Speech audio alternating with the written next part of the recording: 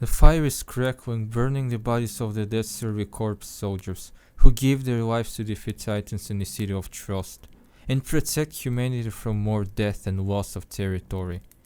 A soldier named Jean Kirstein is silently staring into the bonfire. We can read the emotions on his face: disappointment, pain with a tinge of confusion. He just lost his comrades with whom he shared everything for years. They were just swallowed up alive by ruthless, thoughtless monsters. He doesn't say a word, but we see so much just looking at his face. We don't need any words, this scene is brilliantly written and animated. However, this is not what's happening here. Actually, we hear Jean's internal monologue, which gives us a detailed description of exactly how Jean feels at the moment. みんな後悔してる。こんな地獄だと知ってりゃ兵士なんか選ばなかった。精魂突き当てた今、頭にあるのはそればっかりだ。兵士になんかならなければ次は誰の番かなんて考えずに済んだのに。This is exactly my biggest problem with Attack on Titan. It neglects the technique show don't tell almost completely, interrupting the narrative with endless internal monologues of the characters and flashbacks.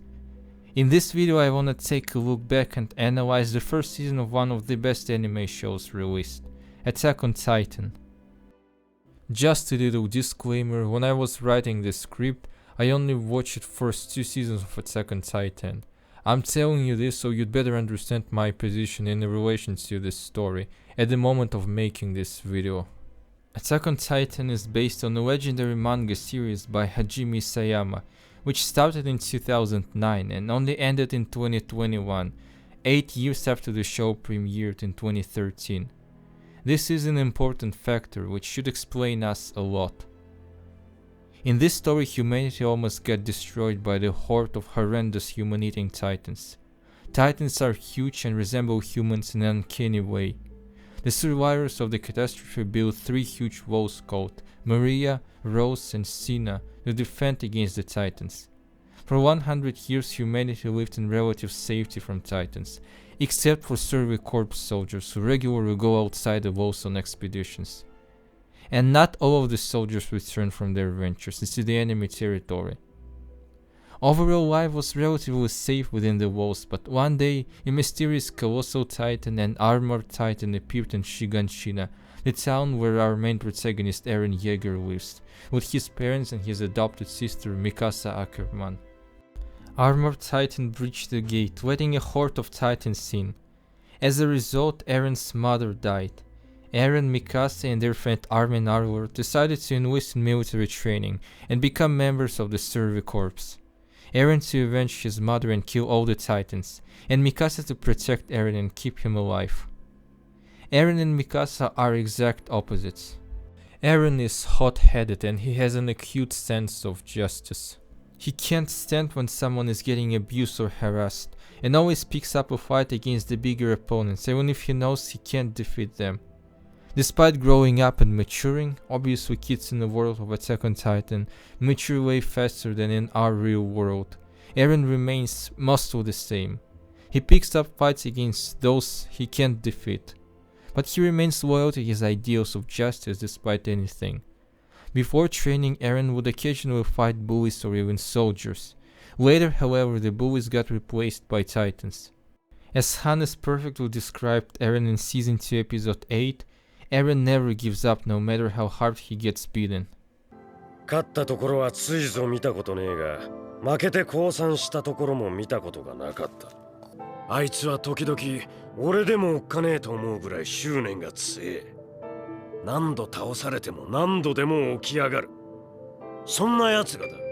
And this is why it is almost impossible to defeat Eren. He will be fighting even if he's got no hands at all.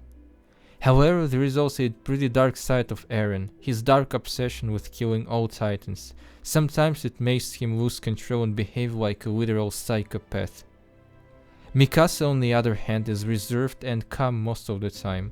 She only shows some actual emotions when she's fighting to defend Eren. And she's also an extremely skilled fighter who is great both with blades and her fists. Mikasa seems to think that defending Eren is her only duty. Back when Mikasa lost her family and was almost sold by the human traffickers, Eren was the one who saved her before it was too late. Eren risked his life going against the criminals. Mikasa joins the Survey Corps because she wants to be by Eren's side. She seems to have strong and to a certain extent even unhealthy emotional attachment to Eren, who doesn't even realize that. Emotionlessness is a big part of Mikasa's character. We don't really know whether she's been like this always, or whether watching her parents murdered had such a strong psychological effect on her that closed her off to everyone except Eren. This is a possibility. It is possible that she's always cautious around others because, even without realizing that, she feels like danger might be coming from other people. The show is made in 2D, however certain elements are made using CGI. But CGI is very well hidden and the studio lead, which animated the first 3 seasons, did a really good job with animation. Titans are animated in an intentional unsettling way. Titans resemble humans in shape, but when it comes to their movement and facial expressions, we immediately feel that something's off. This creates the feeling of uneasiness and discomfort when we just look at Titans. Titans almost do not express any emotions on their faces. The expressions can be different, but they are fixed. However, Titan shifters do express regular human emotions on their faces, and in general resemble regular humans more. This struggle for trust is the first time when Eren and the others encounter Titans in a battle. One of the soldiers dies just a minute after the battle begins, which makes us better understand how powerful the Titans are.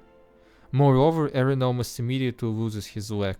Despite a lot of gnarly stuff happening on screen, the show doesn't overuse gore and blood just for the sake of showing gore and blood. I personally love how blood contrasts with imagery of natural beauty, as if telling us that despite all the horror happening in the world, there is still something beautiful and innocent left. The calmest moments of season 1 usually happen during the night time, while the most gruesome scenes always occur during the sunlight. Especially well contrast works during the expedition to Shiganshina. Bright color palette almost uncomfortably contradicts what's happening on screen. This is called daylight horror.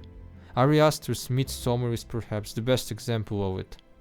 Because of the way our brains have evolved, we fear the dark, because we cannot see in the dark, and what we can't see might potentially be dangerous. This is why horror stories traditionally take place during the night. Daylight we usually associate with something positive. And when horror happens under the sunlight, our brain gets confused and the feeling of uneasiness follows. Usually in creepy stories, monsters and ghosts all awaken during the night and slumber during the day, but in Attack on Titan it's reversed. Titans, just like most humans, are usually inactive in the night, but are active during the daytime. If you ask me who's my favorite character of season 1, that would undoubtedly be Annie Leonhardt. Despite all the terrible things she's responsible for as female Titan, she is a deeply sympathetic character. This is why the writing in the show is so good, because there aren't absolutely bad characters and each character has their reasons. In the first season, this controversial character is Annie. Eren obviously has strong feelings for Annie. It's not clear what exactly these feelings are though, but it feels like these feelings might be romantic. In episode 21, Eren in his Titan form battles against female Titan without knowing that female Titan is Annie. When Eren has an opportunity to finish female Titan, he hesitates to do so, probably because female Titan's features remind him of Annie. These seconds of hesitation prove to be crucial in the fight, and Eren loses as a result, and almost gets taken away by Annie. At the beginning of this video I mentioned how the show fails the technique which states show, don't tell. This is the biggest problem that this show has. Too many internal dialogues. Take episode 10 for example. Episode 10 is literally just a couple of scenes. Armin trying to persuade the soldiers not to execute Eren, and then Pixis taking Eren away to the wall. But the whole thing lasts for 20 minutes because of Armin's endless internal monologue. Every single detail is explained to us, and at times that makes me feel like this show treats its audience as if the audience isn't even capable of catching even slightly subtle details. Subtle cinematography is a powerful narrative instrument. When one single glance or gesture tells us so much about the character, the subtle details are easy to miss. In Attack on Titan, the subtlety is practically non-existent. Everything is chewed for us and delivered in the most upfront manner, which significantly slows the story down. A couple of manga chapters thus become 7 or 8 episodes like Battle for Trust. The first season of the show is 25 episodes, but it could be shorter without losing too much. I mentioned the dates when manga series started and when it ended for a reason. When the first Attack on Titan season started, the manga was far from being finished. So the writers of anime didn't want to catch up with manga too fast. They didn't want to end up in the uncomfortable situation when new episodes need to be made but there is no source material. They didn't want to end up like Game of Thrones showrunners Benioff and Weiss. The first 4 seasons of the show based on the books were exquisite. But starting with season 5, the show started to decline and the final season was absolutely horrendous. This is why the story is unfolding at such a slow pace in Attack on Titan. A lot of flashbacks is another quite annoying thing about the show. Flashbacks that unceremoniously interrupt action. Animation is really good and I wish the fight scenes were more dynamic. Dynamic action sequences make you feel the rush of the fight, but when broken down to separate fragments, this feeling just disappears. And as a result, action scenes lose a lot.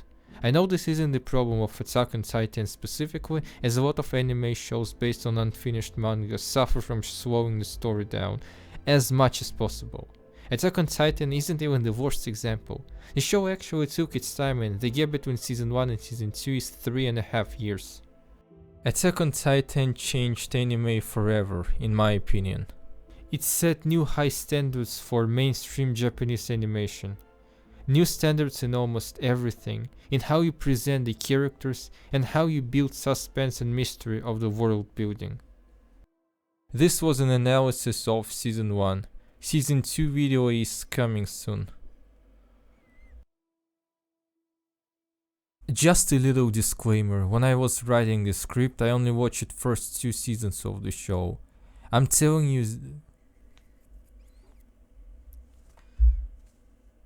Just a little disclaimer, when I was writing this script, I only watched the first 2 seasons of Attack on Titan.